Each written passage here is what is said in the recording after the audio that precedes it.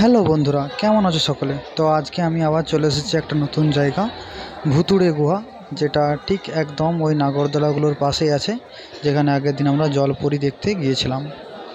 তো আমরা প্রথমে ওই জায়গাটায় ঢুকে গেলাম।